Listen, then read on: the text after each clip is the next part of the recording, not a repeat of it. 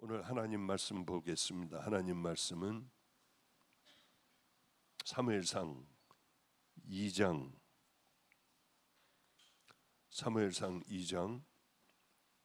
29절 30절 두 절입니다.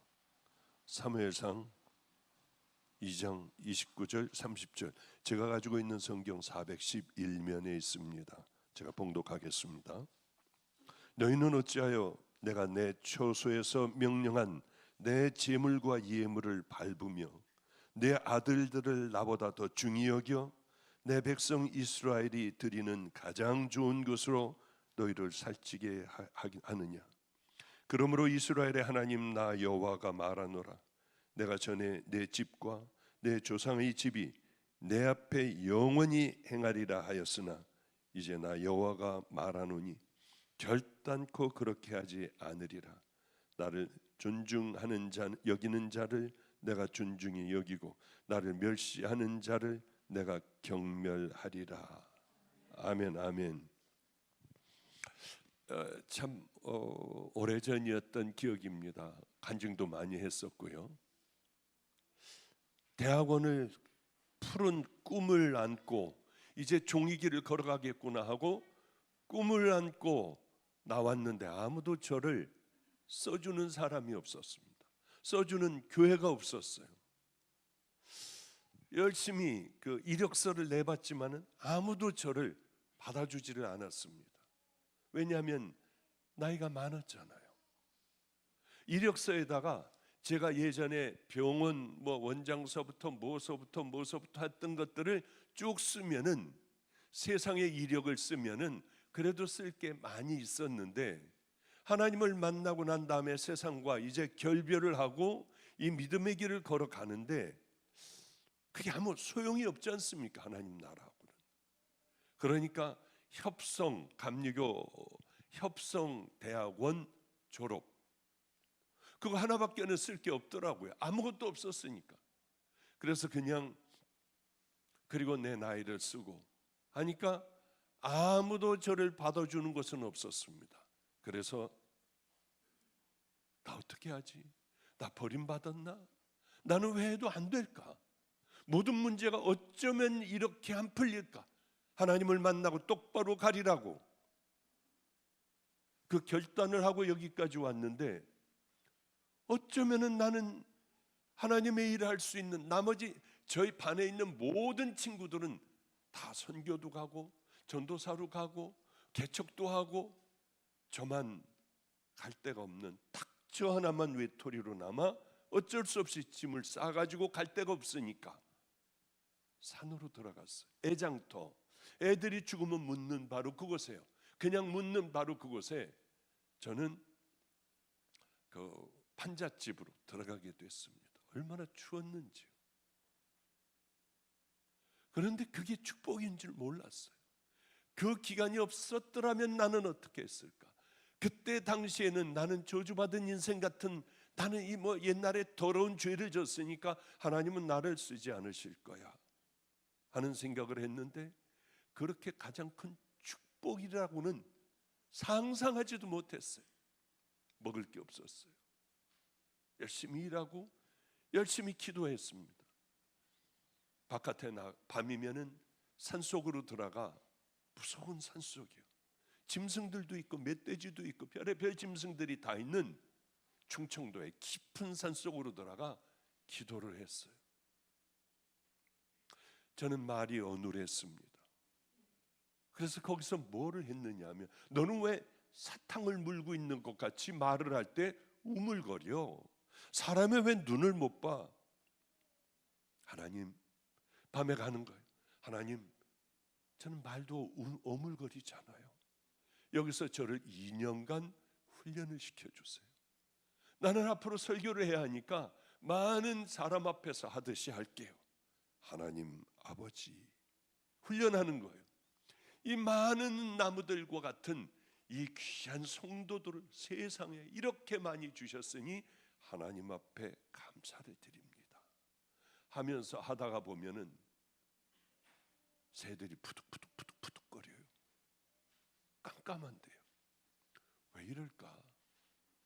보면은 해가 떠올라요. 그렇게 설교를 하며 밤을 새는 거예요. 내려올 때는 개미라도 혹시 하나님이 만드신 생명이 죽을까 봐 양말도 벗고 신발을 들고 이슬을 마저 추추해서 산에서 맨발로 내려오다가 동네 주민들이 신고를 해서 경찰서에 끌려가기도 하고요. 그러는 세월들을 2년이나 보냈습니다. 거기서 제 말투가 아주 이제는 똑바로 하게 됐고, 어느 주제를 놓으면은 뭘 생각을 안 해도 하나님 앞에 늘 그렇게 했던 사랑할 수 있게 해주세요. 용서할 수 있게, 오늘은 용서로 기도해야겠다. 오늘은 사랑으로 해야겠다. 이런 것들을 많이 했으니 실력이 이 안에 꽉 차게 되더군요. 내려와서는 밥 먹고 잠깐 잠자고 성경을 또 봐요. 그러며 너희는 어찌하여 내가 저수에서 명령한 내 제물과 예물을 밟으며 내 아들들을 나보다 더 중히 여겨 내 백성 이스라엘이 드리는 가장 좋은 것으로 내 아들들을 살찌게 하느냐, 이러면서 이제 성경을 읽는 거예요. 그것을 또 기억하고 또 생각하면서 읽다가 한 번을 신구약을 다 읽어요. 신약은 하루에 한 번, 눈 뜨면은 딱 읽기 시작하면 밤에 잠자리에 들 때 딱 끝나게 돼요. 그리고 구약도 여러 번 수도 없이 읽고요. 그러다가 저희는 하나님 앞에 가장 큰 상급을, 선물을 하나를 받게 됐습니다. 처음엔 성경에 있는 좋은 것들을 다 적었어요. 노트 한 10권 정도 되더군요. 성경을 줄여놓은 게. 그 다음에 5권, 그 다음에 3권, 그 다음에 1권 줄여나가기 시작을 했어요. 노트 반권, 노트 한 장으로 성경이 줄여지는 거예요. 얼마나 행복했는지요. 그러다 한 구절로 딱 이게 다다. 얼마나 울고 좋아하고 좋아해서 막 춤도 추고 그랬는지 모릅니다. 그 구절은 어떻게 하면 내가 구원을 얻겠습니까? 내 하나님을 마음을 다하고 목숨을 다하고 힘을 다하고 뜻을 다하여 내 하나님 여호와를 사랑하라. 두 번째는 내 이웃을 내 몸과 같이 사랑하라. 이것이 온 율법이고 강령이니라. 이걸 읽었을 때요, 가슴이 얼마나 뛰는지요. 하나님 생명을 다해 사랑하는 거야. 내 이웃을 사랑하는 거야. 이웃 사랑하는 건 알겠는데 하나님 사랑하는 게 뭘까? 맞다. 네, 하나님의 명령을 순종하고 살아내는 거야. 이게 와서 확 들어왔어요. 얼마나 큰 선물을 얻었는지 몰라요. 그래요. 그 다음에 읽다가 무릎을 치고 가슴 떨려 읽고 또 읽고 읽고 또 읽고 지금까지 20한 5년 4년째 큐티하는 게 있어요. 마태복음 5, 6, 7장 산상설교예요. 이것만 내 몸에, 내 영혼 속에, 내 뼈골 속에, 내 심령 속에 깊이 박아만 놓으면 딴 생각해도 천국 갈 수 있겠다. 매일매일 이거를 읽는 거예요. 큐티예요. 한 절 가지고 어떨 때는 1년 6개월을 큐티를 해요. 심령이 가난한 자는 복이 있나니 천국이 저희 것이며. 그럼 내 안에는 뭐가 있을까? 탐욕, 거짓, 위선, 음란, 불평, 불만, 우울, 부정, 너무 많아요. 너무 많더라고. 하나하나 빼며 기도하며 또 빼며 하나님 써놓고요, 이 순간을 맞을 때에 확 하나님의 방법으로 처리해버리게 해주세요. 교만이 산같이 높았을 때에 그때에도 가서 잘못했다고 하고요, 내가 더 낮아지고요, 가지고 있는 걸 확 다 나눠버리기도 하고요, 아무도 모르게 많은 것들을 숨겨놓고 심어놓기도 하고요, 별의별 가지고 있던 입고 있던 옷도 벗어서 남을 주기도 하고, 내 가장 좋은 것으로 주는 훈련도 열심히 하고요, 하는 것들을 하게 되더라고요. 거기에 있었던 그 산에서의 삶은 저주가 아니라 하나님께서 제게 가장 귀한 선물을 주시려고 준비해 놓으신 바로 그런 훈련장인 것을 나중에 깨닫게 되었어요. 많은 사람들은 닥치면 불평하고 원망을 해요. 이스라엘 백성들 한번 보십시오. 하나님께서 가장 좋은 가나안 땅을 선물로 주시고 홍해를 가르고요. 이게 말이나 되는 사건입니까? 눈으로 다 봤어요. 낮에는 구름 기둥이 떠요. 밤에는 따뜻한 불 기둥이 떠요. 메추라기와 만나가 떨어져요. 목마를 때는 반석을 치니 깨뜨리고 엄청난 불들이 나와 마음껏 마셨어요. 하나님의 이런 놀라운 기적 같은 일들을 다 봤습니다. 2년 만에 가나안 땅 입구까지 갔어요. 정탐병을 12지파를 보내죠. 돌아왔습니다. 여긴 큰일 날 땅, 못 쓸 땅이라는 거예요. 물론 적과 꿀이 흐르지만은 여기는 안악조선이 있고 우리들이 만약에 전쟁을 벌이려면 우리는 메뚜기보다도 못하고 정말 우리는 들어가면 다 몰살당합니다.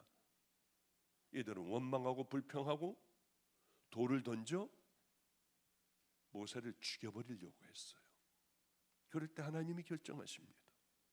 우린 절대 우리의 삶에 그게 축복인지 누가 알아요? 주시는 이 불편한 상황이 하늘나라에 갔을 때 깨달을 거 아니에요. 물론 이 땅에서도 깨달을 수 있지만은 가장 큰 축복이 될 수 있다고 하는 거죠.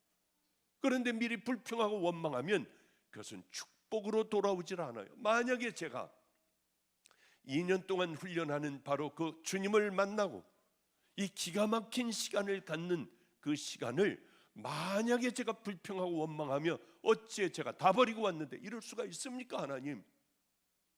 그렇다면 저는 여기 서지 못했을 거예요.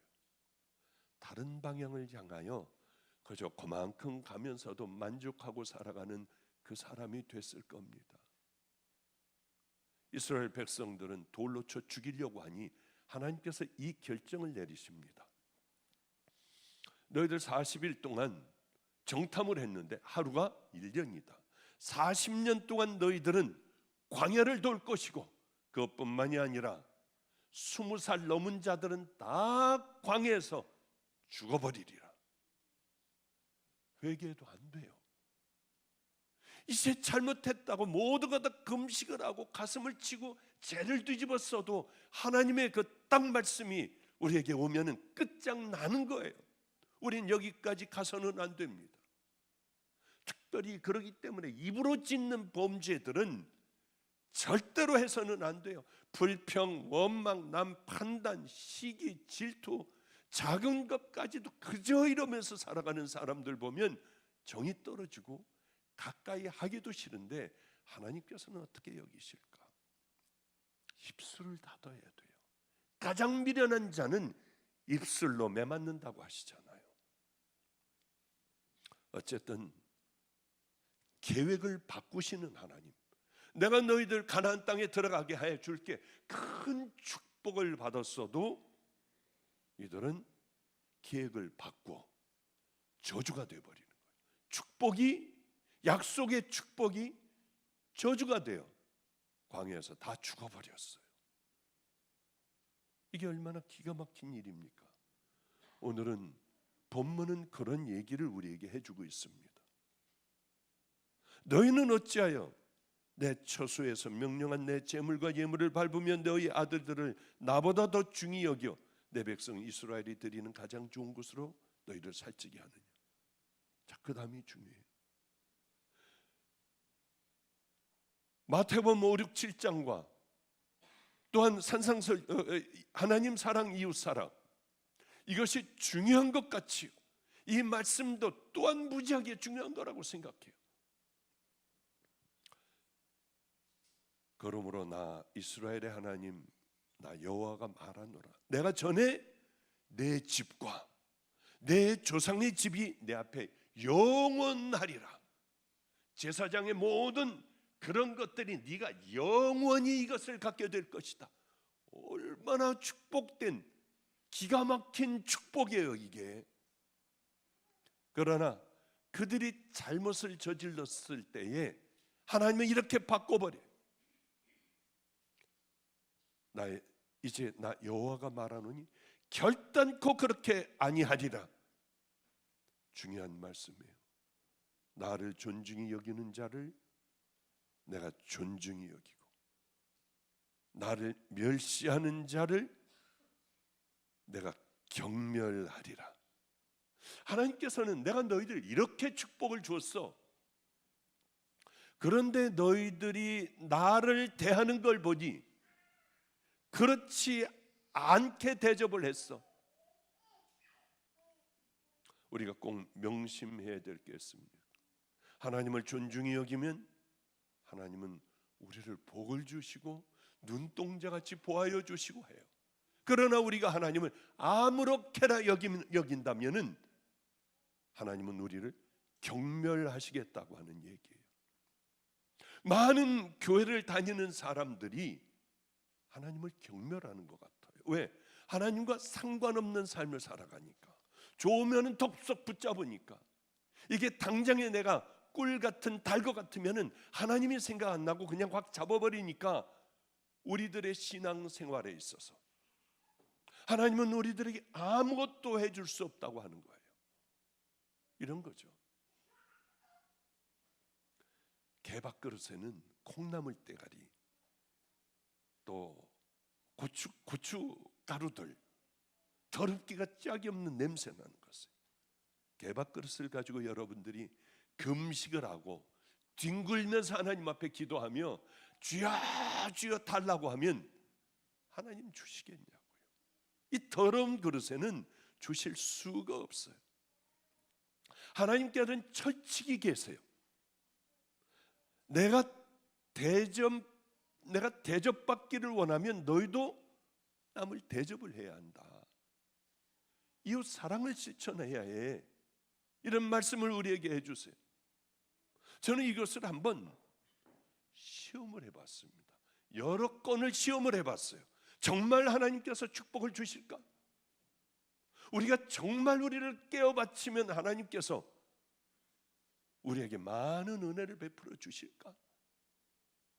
시험하고 싶더라고요. 시험보다도 하나님이 정말 그렇게 축복을 내려주실까를 내가 먼저 확인해야 됐어요.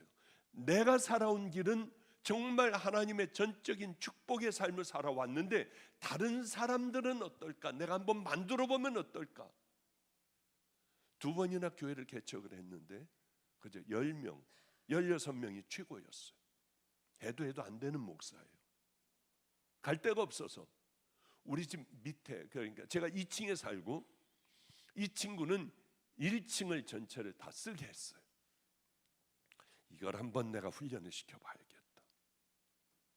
기도는 어떻게 해야 되고, 어떤 마음의 중심을 갖고, 어떻게 하나님 앞에 순종하며 확 나를 죽여버리고 확 하나님의 말씀대로 믿음의 길을 그렇게 한번 확 가게 만들어 버렸어요. 몇 년 동안, 9년 동안 훈련을 시켰어요. 9년. 바로 아래층에 있으니 매일 저녁 올라올 거 아니에요. 매일 저녁. 저한테 얼마나 모욕을 당하고 능멸을 당했겠어요. 테스트한다고 얘기는 아무에게도 안 했습니다. 삶으로 살아가게 하고, 밤이면 우리 집 제일 가까운 데가 공동 묘지들이 너무 많아요. 그 묘지에 가서 깊숙이 들어가서 거기서 그냥 죽어라고 기도하게 하고, 그런 일들을 참 많이 훈련을 시켰습니다.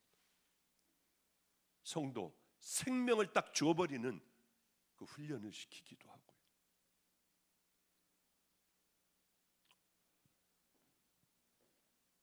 우리 박정민 목사가 그런 얘기를 하는데 참 고마웠어요. 목사님, 우리 교회에 신장이 나쁜 분이 계세요.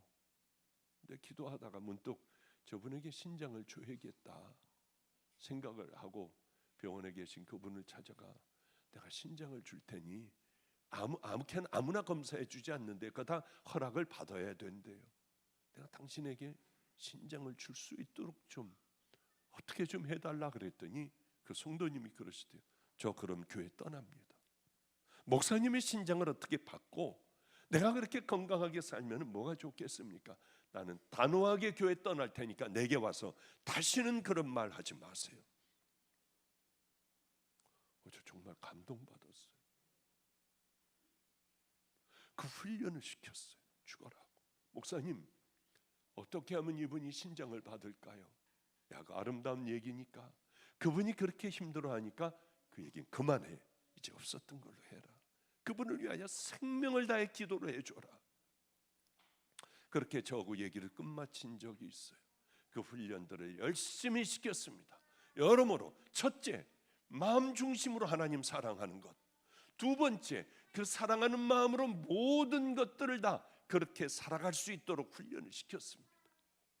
정말 살아가도록요. 그런데 놀라운 일이 벌어졌어요. 어느 날 비가 억수같이 대한민국에 뭐 폭포수같이 쏟아지고 뭐가 무너지고 뭐 난리가 났어요. 새벽 1시에 전화를 걸었습니다. 뭐 하고 있어? 묘지에서 기도하고 있어요, 목사님.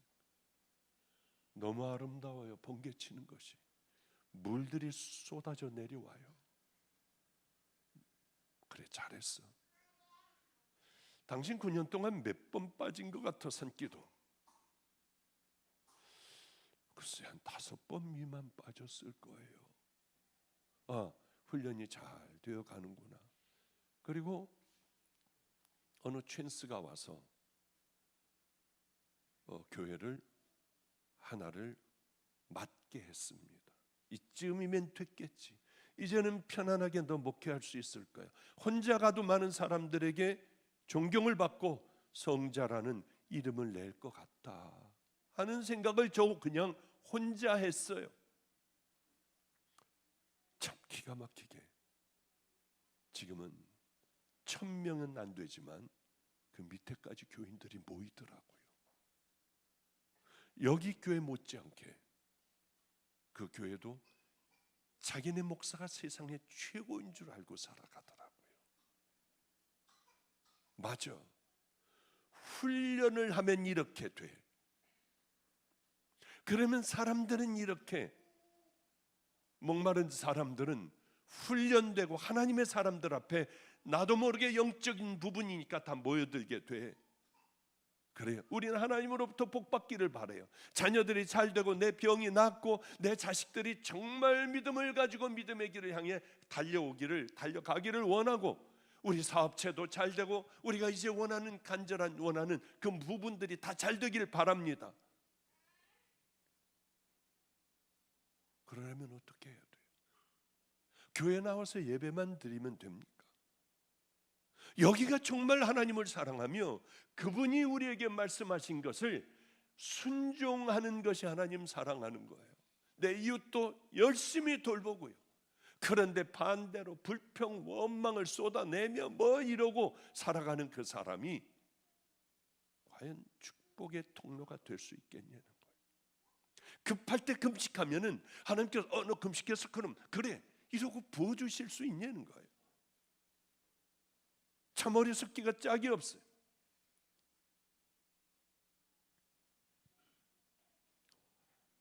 애들 키울 때도 주일날 내가 그렇게 믿음이 있다고 하지만 주일날 학원 안 가면은 불안해. 남들 다 공부하는데 공부 안 하면 불안해. 교회에 있으면 끌고 나가 학원을 가게 해요. 저 많이 봤어요. 그렇게 믿음이 좋다고 하는 가정, 광신자가 되기를 원하지 않아요. 적당히 예수 믿기를 원해요. 얼마나 충격인지 몰라요. 왜 그럴까?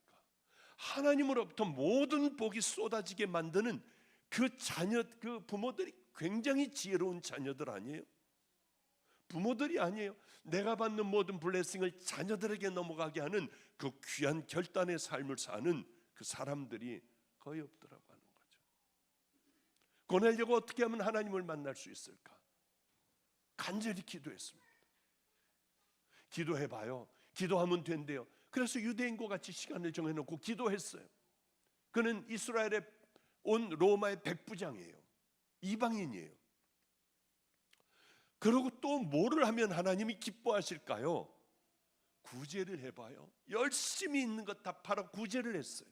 어느 날 천사가 백부장에게 와서 이런 얘기를 합니다. 내 기도와 구제가 하늘나라에 상달되었고 하나님께서 그것을 기억하신 바 되었다고요. 당대 최고의 베드로를 보내요. 모든 축복을 다 허락하여 주십니다. 왜 그럴까요? 이방인이 주님을 만나 바로 가고 싶은 그 마음이 불같았기 때문에, 간절한 마음이 없었다면 그가 그렇게 했을까요? 자, 한번 생각해 봐요. 하나님을 존중히 여기는 자를 내가 존중히 여기고 축복하고, 그러면 하나님을 존중히 여기는 자가 어떤 사람들일까요? 지금 문제가 어디에서 일어났느냐면 예배에서 문제가 일어난 거예요. 예배에서. 여러분 한번 잘 듣고 나를 한번 비교를 해보세요. 너희는 어찌하여 내가 나의 처소에서 명한 나의 재물과 예물을 밟으며 내 아들들을 나보다 더 중히 여겨 내 백성 이스라엘이 드리는 가장 좋은 것으로 스스로 살찌게 하느냐. 하나님 앞에요, 예배 드릴 땐 두렵고 떨리는 마음으로 와야 해요. 먼저 나와 간절하게 기도하고 있어야 돼요. 더러운 죄들을 다 토해내야 돼요. 그렇지 않으며 나 복 달라고요? 예배가 무슨 만능입니까? 절대 그렇지 않아요. 슬리퍼 신고 와도 안 돼요. 함부로 예배의 자세도 똑바로 하나님 앞에 올려드려야 돼요. 제가 한번 청년들 예배 드리는 것을 마가의 다락방 교회에서 청년 예배 드리는 걸 봤더니 별의별 애들이 다 있어요. 여기 다 파져가지고 겨드랑이까지 보이기도 하고 짧은 치마인데 어떻게 저런 걸 입고 교회에 오지?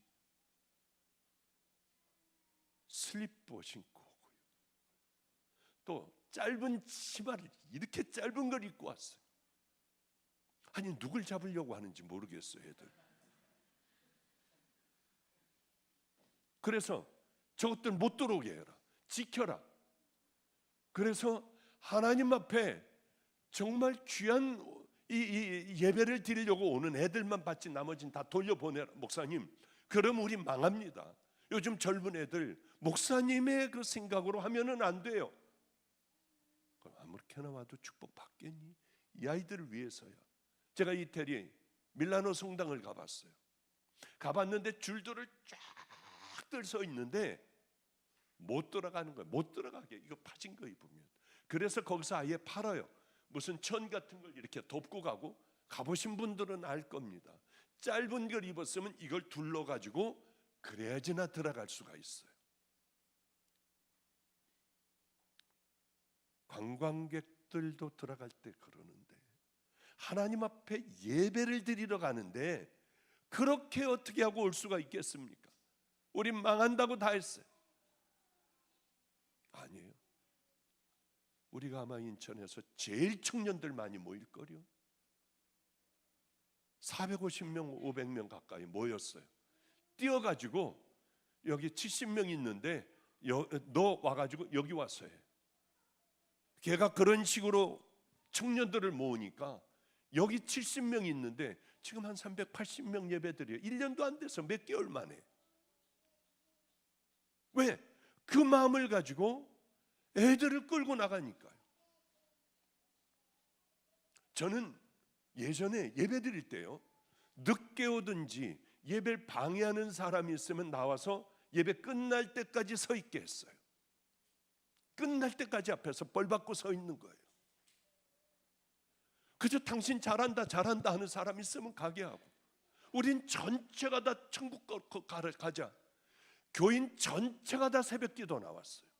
한 명도 빠짐없이 가서 기다리고 데리고 나왔어요. 왜냐하면 그렇게 해야 되잖아요. 이런 얘기를 하면은 당신은 광신자야, 당신은 목사니까 그렇지. 목사나 평신도나 똑같은 사람이에요. 탐욕이 있고 음란이 있고 거짓이 있고 사람들로부터 존경받으려고 하고 모든 것 다 똑같이 있는 사람이에요. 절대로 다른 인생이 아니에요. 우린 싸울 따름이죠. 안 하려고 할 따름이죠. 저도 편안하고 싶고 저도 넓은 길 가고 싶어요. 정말 그래요. 그렇게 하면 안 되니까 이 길을 향해 걸어가는 걸 습관을 들여놓으니까, 아예 뼛속에 집어넣으니까 이제는 넓은 길을 갖다 놓으면 한 걸음도 못 가는 바보가 됐어요. 어떻게 하지? 좁은 길 갖다 놓으면은 걸어가는데요. 우리가 그렇게 얼마든지 훈련시킬 수 있습니다. 다른 생각을 해도 우리는 천국을 향해 걸어갈 수 있는 믿음의 자녀가 될 수 있어요. 물론 행위로다가 천국 간다는 건 절대 아니에요. 예수 그리스도의 보혈로 우리가 구원받은 우리가 그걸 전제해 놓고 얘기를 하는 거예요. 그것마저도 안 된 사람들이 얼마나 많은지요. 그럼 얼른 엎드려 오늘이라도 지금이라도 아까 박전명 목사가 기도했듯이 하나님 30초만이라도 우리 하나님 앞에 내가 죄인인 걸 깨닫고 하나님 앞에 엎드리고 결단하면 바로 우리를 깨끗하게 씻어주시는, 우리는 그 아버지를 가지고 있다고 하는데 마저 저거야. 이제 여러분들이 살아왔던 삶들을 결단하면 우리는 다 천국 백성이 되는 것 아니겠습니까? 오늘 보면은 그 축복을, 하나님의 은혜를 값싸게 여긴 홈리와 비느하스 엘리 제사장, 이 세 명이요, 죄악을 고발하고 있어요. 어떤 죄악입니까? 우리는 이렇게 예배드려요. 많은 걸 알고 있어요. 모르면 괜찮은데, 그러나 알고 있기 교회를 다니지만 하나님의 진노와 심판에 이르는 사람들이 왜 없겠습니까? 악한 죄인이 앉아 있으면서도 얼마든지 있을 수 있다고 하는 거예요. 구약 시대의 제사장은 대를 이어 하나님의 축복을 받은 사람입니다. 12지파 중에 특별히 레위지파 중에서도 아론의 바로 피를 받은 이 사람들, 그 중에서도 장남, 이 사람들 하나님 섬기는 일에 전 생애를 다하는 그 기가 막힌 축복을 받았습니다.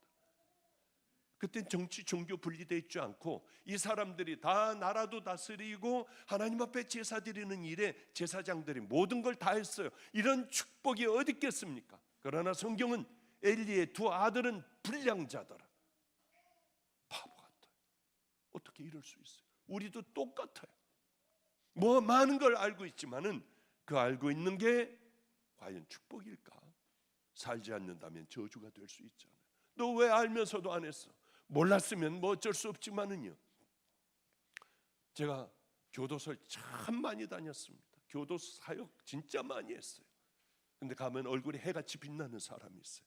형제님 할렐루야, 빵하고 우유하고 주는 거예요. 빵하고 우유하고 하나씩 줘요. 이제 제가 가서 설교하고 할 때 얼굴에 해같이 빛나. 저 사람은 성경을 다 외우고 있대. 잘잘 하는데 너무 지겨워가지고 사람들이 다 듣지를 못한대. 다 외우고 있대요. 자기는 나가서 주의 일을 할 거래요. 얼굴이 환해요. 정말 여기 앉혀놔도 여러분 얼굴하고는 달라. 환해요. 어쩌면 그렇게 선하게 생겼는지. 그러나 나갔습니다.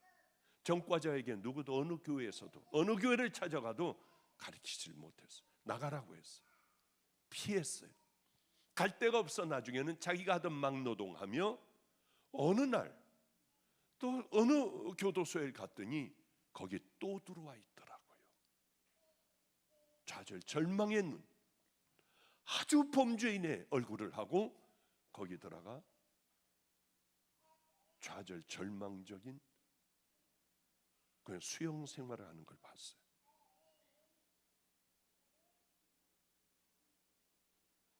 많은 걸 다 외우고 알고 있으면 좋은 길 갑니까? 축복의 길 갑니까? 몇십 년 여러분들이 예수를 믿고 귀한 은혜의 길을 갔다고 하면은 집사, 권사, 장로, 목사라고 하면 우리 하나님의 말씀대로 순종할 수 있을까요? 그렇지 않아요. 왜 이 사람들은 저주를 받았을까? 하나님을 두려워하지 않았어요. 하나님의 말씀대로 살지 않았어요. 겉으로 보면 다 성공한 것 같아요. 하나님을 영화롭게 해드리고 하나님을 경외해야 될 사람들이 가장 악하게 살아간 거예요. 다 알고 있으면서 하나님과 가장 가까이 있다고 모두 생각했지만 하나님과 가장 멀리 있었던 그런 자들이었어요. 우리는 우리를 한번 생각해 봐야 합니다. 어떻게 하나님을 섬겨야 할지, 어떻게 제사를 드려야 할지, 어떤 삶을 살아가야 할지 너무나도 훤하게 잘 알고 있었어요. 대를 이어 내려오는 직분이었습니다. 제사 드리는 건 너무나도 잘했어요. 아주 익숙해져 있었습니다. 그렇죠? 그러나 전혀 하나님을 모르는 사람들처럼 삶은 살아가고 있다는 거죠. 나는 어떨까? 이 많은 것들을 알고 원수를 사랑하고 하지만은 나 진짜 가서 사랑하고 풀고 낮아지고 겸손하게 살아가며 입 좀 다물고 하나님의 자녀답게 나는 살아가나. 익숙한 것이 신앙이 아니에요. 어려서부터 엘리 제사장은 할아버지 아버지서부터 다 봐왔어요. 몸에 배어 있었습니다. 이제 갖다 놓으면은 딴 생각을 해도 어떻게 제사 지내고 뭐하고 뭘 잡고 다 할 수 있었습니다. 제사장이니까 당연히 하나님 잘 알겠지. 저렇게 제사 잘 드리니까 하나님을 향한 믿음이 엄청나게 크겠지. 그래, 가장 잘 섬기겠지. 하나님을 향한 저 믿음은 얼마나 클까? 하나도 없었어요. 하나도. 다 가짜였어요. 전혀 하나님을 알지 못했습니다. 형식은 다 있어요. 그러나 내용 없는 거짓만이 있었다고 하는 거죠. 이게 얼마든지 이게 가능한 일이라고 하는 거예요. 그래요. 이제 시작하려고 들어가려고 하는데 벌써 끝나네. 어쩔 수 없죠 뭐. 우린 신앙생활 오래 하다가 보면은 이런 악습에 딱딱하게 굳어져 실제 삶에서는 전혀 다른 이런 삶을 살아간다고 하는 거죠. 경외함, 두려워하는 것, 하나님을 향한 간절함, 감사 이런 거 다 없어진 거예요. 그냥 앉아서 예배만 보고 돌아가는 겁니다. 이게 세상에 점점 물들게 됐고 기도회도 하고 봉사도 하고 뭐 전도도 하고 뭣도 하고 찬양 인도도 하고 다 하지만은 이게 안 되는 거예요. 가장 중요한 게 뭔 줄 압니까? 내 믿음을 다시 한번 돌아보는 겁니다. 사도 바울 보세요.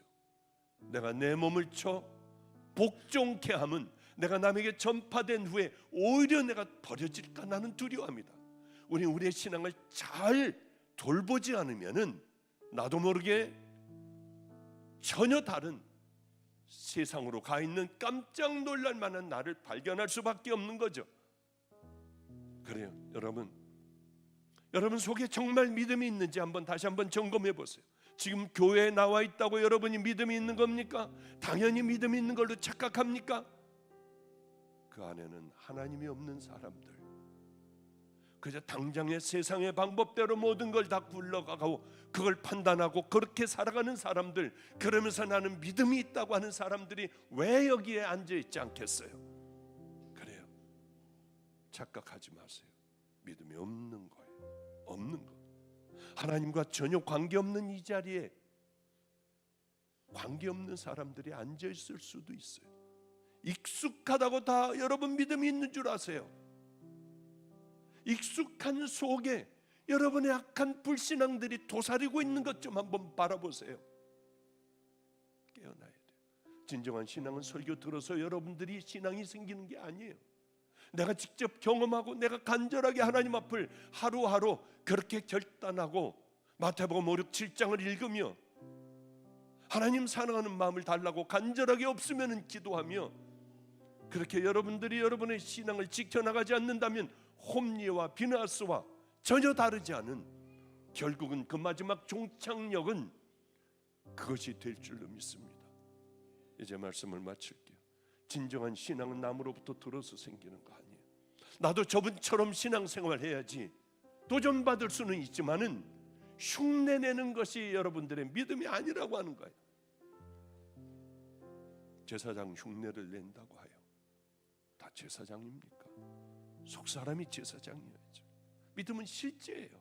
이걸 가지고 우리는 천국을 가냐 지옥을 가냐, 그분 앞에서 우리들이 예수 그리스도의 십자가의 보혈로 깨끗게 된 그리스도의 신부가 된 후에 우리가 걸어가는 그 길을 향해 걸어가는 마지막에 예수님께서 우리에게 판단을 내려주시는 거예요. 그러게 이건 우리에게 전부예요.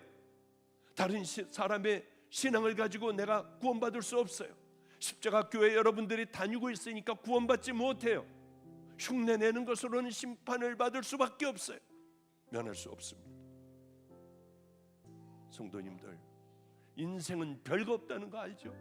훌쩍 벌써 제가 하나님을 만난 지 30몇 년이 지났어요. 대학 다닐 때 힘들게 공부하던 게 바로 엊그제예요. 인생은 이것이에요.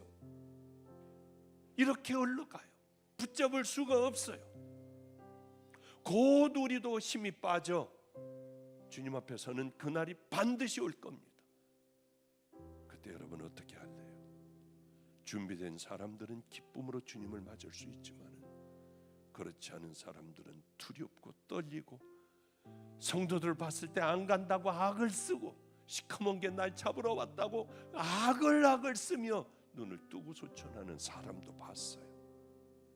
그게 아니라 주님 나라가 기다려지고 하나님 사랑하고 믿음의 길을 늘 말없이 걸어가는 살아계신 주님 앞에 여러분의 축복이 자녀들에게 흘러넘치는 귀한 은혜의 자녀들 되시기를 주님의 이름으로 축복합니다. 기도하겠습니다.